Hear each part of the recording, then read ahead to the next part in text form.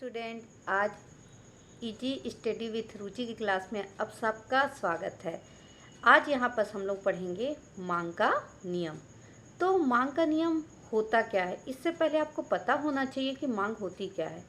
तो बच्चों, यहाँ पर आपको याद रखना है कि मांग हम किस वस्तु को यानी बोलना चाहिए जब खरीदते हैं तो ये खरीदने का टाइम और कीमत पर निर्भर करता है कि एक टाइम विशेष पर क्या वस्तु हम किस कीमत पे खरीदते हैं।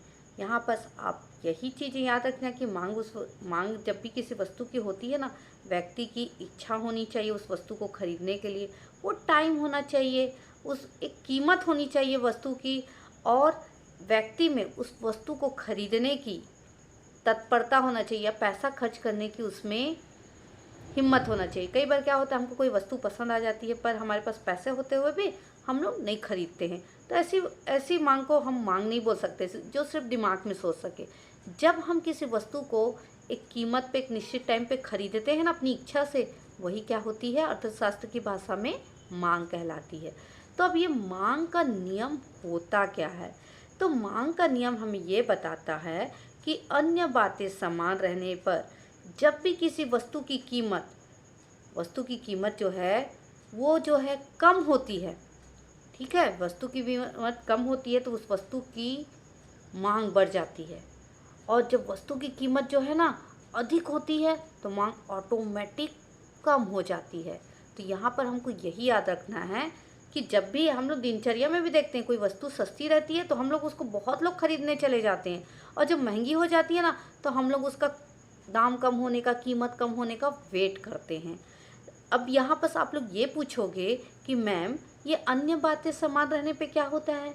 तो ये अन्य बातें में बच्चों बहुत सारी बातें आ जाती है, जिसमें कि व्यक्ति की आय, ठीक है, व्यक्ति की इच्छा और वस्तु की कीमत, ठीक है, फैशन, इन्हें बहुत सारी चीज़ें रहती हैं जो अगर समान रहेगा और उस समय किसी वस्तु की कीमत कम होती है तो उसकी मांग बढ़ जाती है, और जब वस्तु की कीमत बढ़ जाती है तो उसकी मांग ऑटोमेटिक कम हो जाती है। तो मांग का नियम जो है ना, हमें यही मांग और कीमत के विपरीत संबंध को बताता है। बोला जा रहा है ना, जब कीमत रहेगी तो वस्तु कोई नहीं खरीदेगा, लेकिन कीमत कम होगी तो वस्तु की कीमत ऑटोमेटिक बढ़ जाएगी। तो मांग का नियम में यही बताया गया है।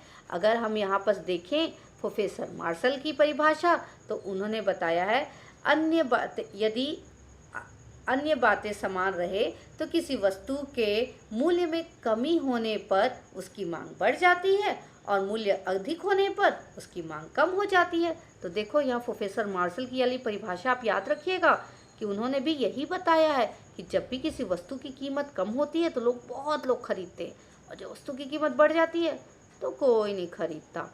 लेकिन यहाँ पर हम लोग मांग का नियम लागू होने का कारण पढ़ रहे हैं, है ना, कि मांग का नियम क्यों लागू होता है। तो यानी इसका पहला कारण है सीमांत उपयोगिता ह्रास नियम। अब सीमांत उपयोगिता ह्रास नियम किसको बोलते हैं, आप ये सोचोगे।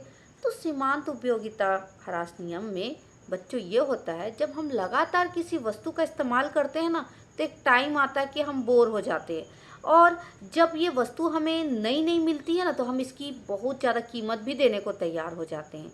लेकिन जब हम इसका इस्तेमाल करते करते बोर हो जाते हैं तो हम इसकी ज़्यादा कीमत नहीं देना चाहते हैं। एक एग्जाम्पल के थ्रू बताती हूँ सीमांत उपयोगिता ह्रास। अगर हमको भूख लगी है तो हमको एक रोटी 100 रुपये में भी मिल रही है तो हम खरीदेंगे कि नहीं खरीदेंगे? हमारे पास पैसे हैं और हमें भूख लग रही है तो हम एक रोटी 100 रुपये में देगा तो खरीद लेंगे ना। फिर हमारा पेट भर जाएगा तो हम सेकेंड रोटी बोलेंगे हम 100 रुपये नहीं देंगे, हम 80 रुपये देंगे। उसके बाद फिर हमारा पेट भर जाएगा तो हम बोलेंगे 50 रुपये देंगे। तो ऐसे ही है, जब व्यक्ति की इच्छा यानी बोलना चाहिए कम होते जाती है किसी वस्तु को लेने के लिए, तो वो जो घटती है ना इच्छा, उससे ही क्या बोलते हैं, सीमांत उपयोगिता ह्रास नियम। ये हर वस्तु में लागू होता है बच्चों, चाहे फिर वो खाने की चीज़ें हों या कोई फैशन की बात हो। जब किसी वस्तु पुरानी होते जाती हैं, लोग उसको पहन के आदी होते जाते हैं। आप लोग मोबाइल देख लियो, नया आता है तो लोग उसको कितना खरीदना चाहते हैं, ऊंची कीमत रहती है तो भी खरीद लेते हैं, लेकिन जब वो पुरानी हो जाती है, सस्ती मिलते रहती है तो भी हम नहीं खरीदना चाहते हैं। तो यहाँ पर यही सीमांत उपयोगिता ह्रास नियम लागू होता है। अब सेकंड आते हैं आय प्रभाव। अब देखो किसी वस्तु की मांग में कमी या मांग में वृद्धि कैसे होती है? आय प्रभाव से। अगर हमारी इनकम अच्छी है तो हम कोई भी वस्तु खरीद लेंगे, तो उस समय मांग बढ़ जाती है। अगर सब व्यक्ति की आय अच्छी हो गई तो वस्तुओं की मांग ऑटोमेटिक बढ़ जाती है। लेकिन आय कम होती है, जैसे अभी देखो कोरोना काल चल रहा था ना, किसी के पास कोई इनकम नहीं था, कोई पैसा नहीं था, तब क्या करते थे लोग? छोटी चीज़ें खरीदने के लिए 10 बार सोचते थे। हर चीज़ का, यानी बोलना चाहिए वस्तु की, जो बोलना चाहिए मांग बहुत कम हो गई थी, क्योंकि लोगों के पास पैसा ही नहीं था, आय ही नहीं था, तो कहाँ से खरीदते? तो यही होता है आय प्रभाव। अब तीसरा देखो बच्चों, प्रतिस्थापन प्रभाव। अब प्रतिस्थापन क्या होता है बता दूं? प्रतिस्थापन मतलब इसको स्थानापन्न भी बोलते हैं, ठीक है, याद रखिएगा। एक वस्तु के बदले दूसरे वस्तु का इस्तेमाल कर लेना। जैसे कि हम कई बार चाय पीने जाते हैं और चाय नहीं मिलता तो हम कॉफ़ी पी लेते हैं, कॉफ़ी नहीं मिलता तो हम चाय पी लेते हैं। कई बार हम कोल्ड ड्रिंक पीने जाते हैं, पेप्सी नहीं मिला तो कोको कोला पी लिया। और कई बार बच्चों ऐसा होता है कि हमको कोई वस्तु महंगी लगती है तो हम उसके स्थान पर सस्ती वस्तु का चुनाव कर लेते हैं जो सेम काम करती है। जैसे कि मैं बोलूँ कोलगेट और पेप्सोडेंट दोनों ब्रश करने के काम आता है ना। हम गए कोलगेट खरीदने, ठीक है, छोटा वाला लेने गए, 10 रुपये लेकर गए, तो बोले भैया कोलगेट दे दो, तो वो बोलता है कि नहीं 10 रुपये में तो नहीं आता है। तो हम बोलेंगे ठीक है भैया 10 रुपये में जो भी आता है कोलगेट की जगह वो दे दो। तो यही है, वस्तु के कीमत यानी प्रतिस्थापन के कारण भी मांग में वृद्धि या कमी होते रहती है, ठीक है। अब आते हैं चौथा, कीमत प्रभाव। तो यही सेम है, अगर किसी वस्तु की कीमत बढ़ जाती है तो उसकी मांग ऑटोमेटिक कम हो जाती है, और जब सस्ती होती है तो बहुत लोग खरीदते हैं। तो ये हो गया कीमत प्रभाव।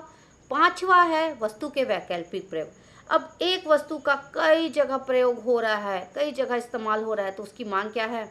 ऑटोमेटिक धीरे धीरे कम हो जाती है।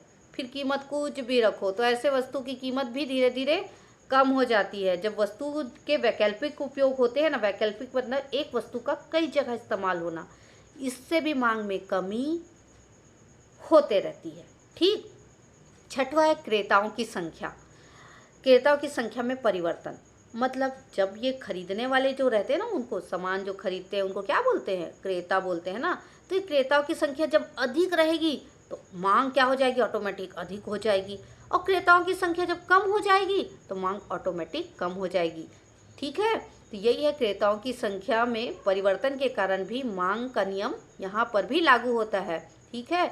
अब यहाँ पर आपके नीचे एक और क्वेश्चन देख रहा होगा, मांग वक्र का ढलान नीचे की ओर क्यों होता है, या मांग रेखा दाएं से बाएं की ओर क्यों झुकती है? बच्चों अगर ये क्वेश्चन आता है तो भी आपको सेम यही आंसर लिखना है। अगर क्वेश्चन आया मांग का नियम क्यों होता है तो आप यही लिखिएगा। मांग वक्र की ढाल नीचे की ओर क्यों होता है तो यही आंसर लिखिएगा। मांग रेखा दाएं से नीचे की ओर क्यों झुकता है तो भी आप सेम क्वेश्चन का यही आंसर होगा। तो देखो यहाँ पर आपने अगर ये याद कर लिया ना, तो आपके 3 क्वेश्चन अगर एग्जाम में आते हैं ना बच्चों, ये मोस्ट इम्पॉर्टेंट है, अक्सर पूछा जाता है। तो आपको अगर वीडियो अच्छी लगी तो लाइक करिए, और वीडियो देखने के लिए थैंक यू। और अगर आपको कोई क्वेश्चन है, कोई डाउट है तो मुझे कमेंट करके बताइए, मैं आपका कमेंट में जवाब दूंगी। और वीडियो को लाइक ज़रूर कर दीजिएगा।